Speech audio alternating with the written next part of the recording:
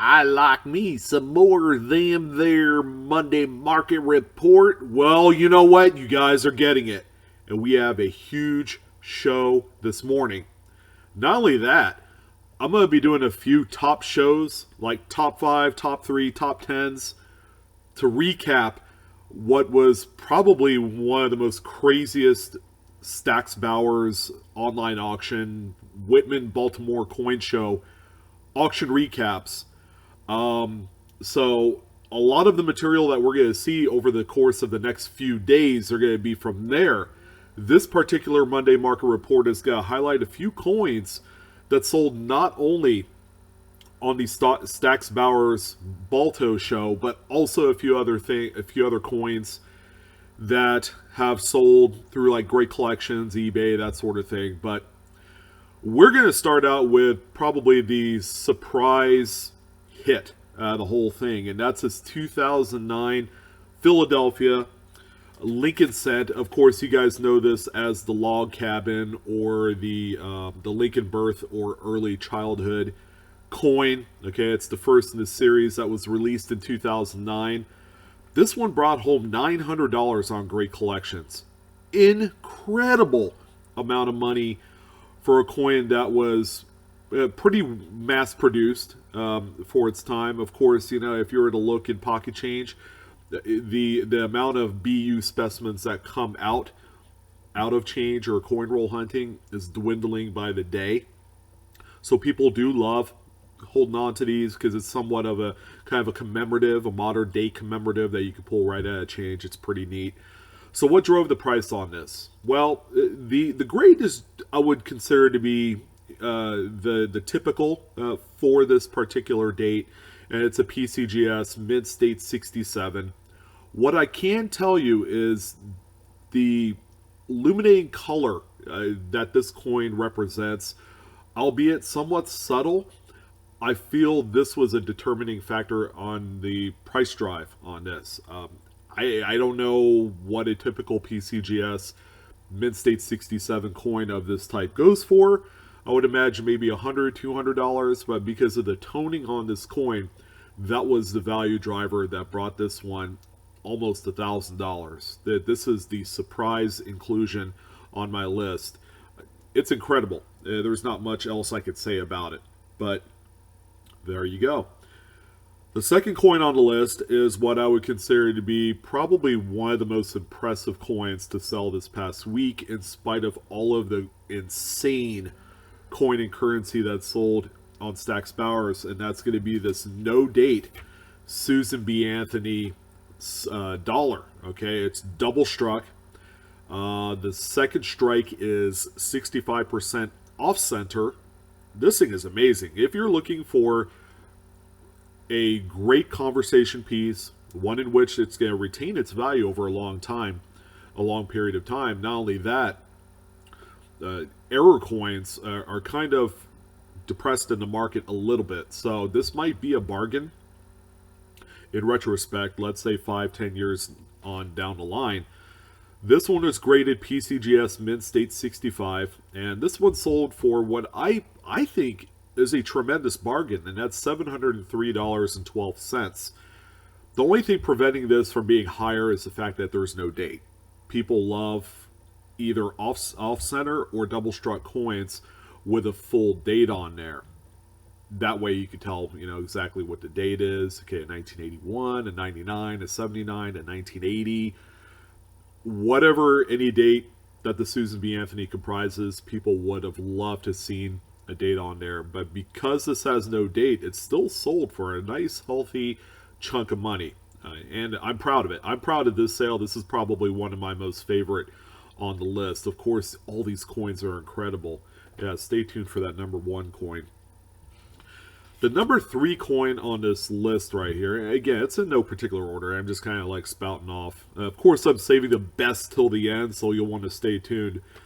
So this one is surprising only because you don't see a lot of the presidential dollar coins in the limelight. So this 2015 Lyndon B. Johnson presidential dollar is somewhat interesting. it's something you don't typically see. It's an anomaly, okay? It's kind of the unicorn of the whole auction scene this past weekend. It was crazy. But it's not your typical dollar coin, okay? This comes from the Coin and Chronicles set that was released in 2015 that nobody was buying. Let's be honest. These things were unloved. This was graded by PCGS as a first strike designation coin. It's the reverse proof, in case you haven't figured it out up to this point. But this one graded a perfect proof 70, okay, which that's the top grade in third-party grading of coins, okay? So this one sold for $3,375. All the money in the world. This is probably about, 10 times what my personal expectations are for a coin like this. That was considerably less appealed for, and still to this day, you'd be hard-pressed to find a lot of collectors of the Presidential Dollar Series. Now, I will say this, okay? Me personally, I have no bias in the matter because I collect everything. The Presidential Dollar Series is going to be one of those coin series that's going to kind of swoop in under the radar in the next 5 to 10 years, and that's going to be predominantly the case because of some of the cool errors that exist on these coins. Whether it's the John Adams doubled edge lettering with the overlap and inversion on there, or the missing edge lettering coins that can be found on virtually every single date and president. These are coins that I feel like are going to be, it's going to be a series that people are going to flock to after a while. It just needs its time to depress in the market for a while. I don't know if the Lyndon Baines Johnson piece is a depressed piece because someone actually paid $3,300 for the coin, but it's going to be interesting to see how, I guess, first of all, the rest of the coins in the Chronicles set with the reverse proof will perform over time. This is going to be an interesting one, and I'm going to keep an eye out on this. So the last coin to sell on Great Collections that I want to highlight, again, the sales on Great Collections are very few and far between because everybody is saving up their pennies and all their money for the Baltimore show, which happened this past week. It was a huge success, by the way. But this 1958 Jefferson Nickel is a starlet on the Walk of Fame on this list. Again, full steps nickels in the late 50s, very tough and difficult to find. Okay, let alone to have one graded PCGS Mint State 66 FS makes it even more difficult. And because of the rarity, because of the alignment of the stars, moon, and sun, and all this, then you have a coin that sold for $5,133.38. Again, nickels have been hot business in the last few weeks, ever since the market decided to take its typical springtime upswing, which goes on for about 2 months before the summer hits.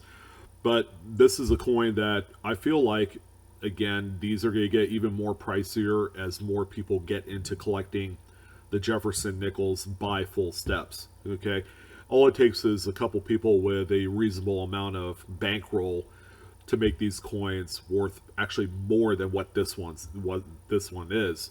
And there's still not a lot of supply out there to fulfill the demand for these high-end registries. So this is a cool, nice inclusion.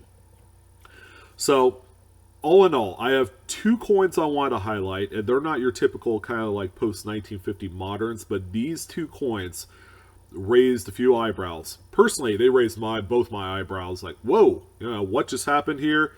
We have some tremendous coins that sold on Stack's Bowers in the past few days. Actually, their sale is still going on for some of their lower echelon type of coins.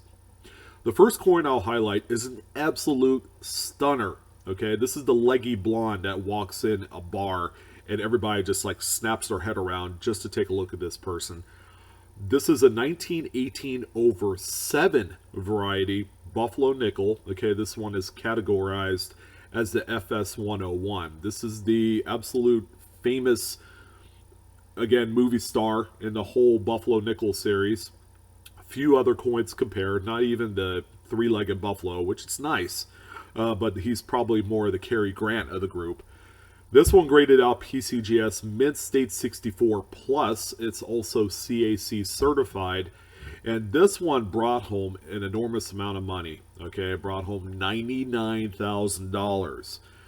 These coins exist quite often in lower grades. Okay, so you're going to see some of those in the $500 to $1,000 range in good to VG range. All right, that's kind of typical. But the C1 of this grade magnitude is absolutely a one-off. I would imagine there's only a handful of coins that exist in mid-state 64 and higher.